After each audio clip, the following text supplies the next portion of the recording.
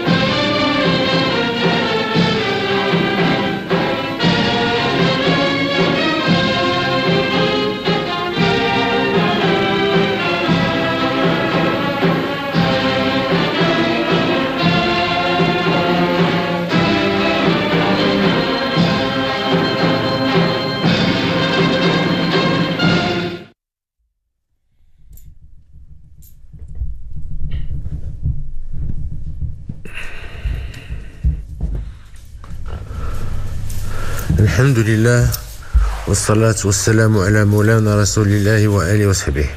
قال تعالى: إنا فتحنا لك فتحا مبينا. صدق الله العظيم. شعبي العزيز، بعد 50 سنة من التضحيات ها نحن نبدأ بعون الله وتوفيقه فتحا جديدا في مسار ترسيخ مغربية الصحراء والطي النهائي لهذا النزاع المفتعل في إطار حل توافقي على أساس مبادرة الحكم الذاتي. وإنه من دواعي الاعتزاز أن يتزامن هذا التحول التاريخي مع تقليد الذكرى 50 للمسيرة الخضراء والذكرى 70 لاستقلال المغرب. وبهذه المناسبة يسعدني أن أتقاسم معك اليوم مشاعر الارتياح لمضمون القرار الأخير لمجلس الأمن. إننا نعيش مرحلة فاصلة ومنعطفا حاسما في تاريخ المغرب الحديث، فهناك ما قبل 31 أكتوبر 2025 وهناك ما بعده. لقد حان وقت المغرب الموحد من طنجة إلى البويرة الذي لن يتطاول على حقوقه وعلى حدوده التاريخية. شعبي العزيز، لقد قلت في خطاب سابق إننا انتقلنا في قضية وحدة ترابية من مرحلة التدبير إلى مرحلة التغيير، فالدينامية التي أطلقناها في السنوات الأخيرة بدأت تعطي ثمارها على جميع الأصعدة. ذلك أن ثلثي الدول بالأمم المتحدة أصبحت تعتبر مبادرة الحكم الذاتي هي الإطار الوحيد لحل هذا النزاع، كما أن الاعتراف بالسيادة الاقتصادية للمملكة على الأقاليم الجنوبية عرف تزايدا كبيرا بعد قرارات القوى الاقتصادية الكبرى كالولايات المتحدة الأمريكية وفرنسا وبريطانيا وروسيا وإسبانيا والاتحاد الأوروبي بتشجيع الاستثمارات والمبادلات التجارية مع هذه الأقاليم، وهو ما يؤهلها لتصبح قطبا للتنمية والاستقرار ومحورا اقتصاديا في محيطها الجوي بما في ذلك منطقة الساحل والصحراء. واليوم ندخل والحمد لله مرحلة الحسم على المستوى الأممي، حيث حدد قرار مجلس الأمن المبادئ والمرتكزات الكفيلة بإيجاد حل سياسي نهائي لهذا النزاع في إطار حقوق المغرب المشروعة.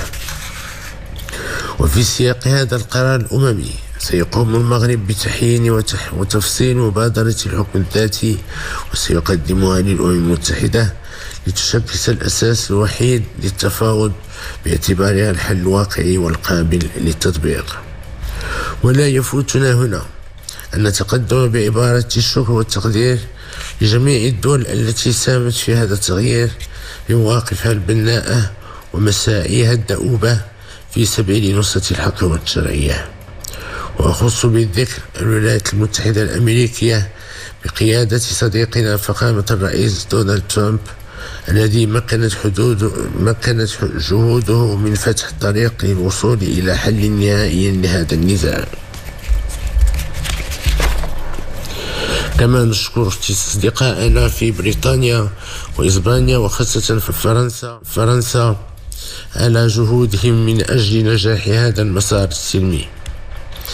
ونتوجه أيضا بجزيل الشكر لكل الدول العربية والإفريقية الشقيقة التي ما فتأت تعبر عن دعمها الدائم ولا مشروط لمغربية الصحراء وقضاء مختلف الدول عبر العالم التي تدعم مبادرة الحكم الذاتي.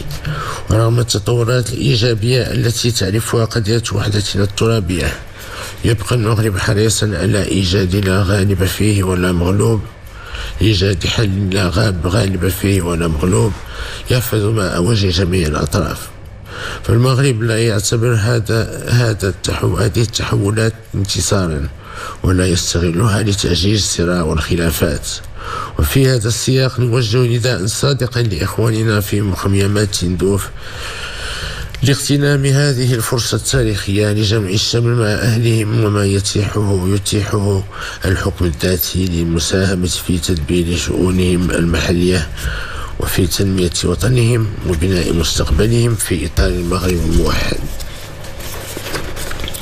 وبصفته ملك البلاد الضامن لحقوق وحريات المواطنين، وأكد أن جميع المغاربة سواسية لا فرق بين العائدين من مخيمات تندوف وبين إخوانهم داخل أرض الوطن.